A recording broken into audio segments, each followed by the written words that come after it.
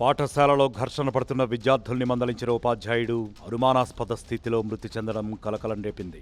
తరగతి గదిలో అల్లరి చేస్తున్న విద్యార్థులపై ఉపాధ్యాయుడు ఆగ్రహం వ్యక్తం చేయడంతో ఎదురు తిరిగిన విద్యార్థులు ఆయనపై దాడి చేశారనే ఆరోపణలు కలకలం రేపుతున్నాయి. ఈ ఘటనలో తరగతి గదిలో కుప్పకూలిన ఉపాధ్యాయుడు ఆ తరువాత ప్రాణాలను కోల్పోయాడు. విద్యార్థుల దాడిలోనే చనిపోయారని మృతుడి భార్య పోలీసులకు ఫిర్యాదు చేశారు. అన్నమయ్య జిల్లా రాయచోటిలో ఎజాజ్ అహ్మద్ కొత్తపల్లి గ్రామంలో ఉన్న ఉర్దూ హైస్కూల్లో సైన్స్ ఉపాధ్యాయుడిగా పనిచేస్తున్నారు. బుధవారం పాఠశాలలో ఎజాజ్ పాఠం చెబుతున్న సమయంలో పక్కనున్న 9వ తరగతి గదిలో విద్యార్థులు అల్లరి చేస్తూ ఉండటంతో అక్కడికి వెళ్లారు.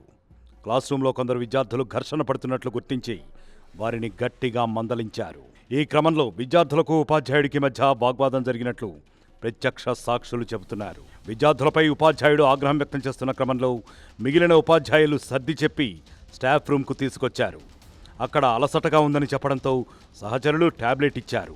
కాసేపటికే కుప్ప కూలిపోవడంతో వెంటనే తోటి ఉపాధ్యాయులు రాయచోటి ప్రభుత్వాసుపత్రికి తరలించారు.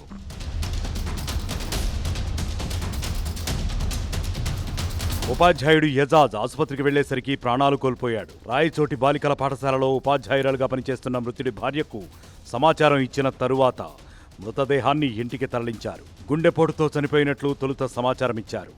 ఆ తరువాత తరగతి గదిలో జరిగిన పరిణామాలు తెలియడంతో ఆమె పోలీసులకు ఫిర్యాదు చేశారు.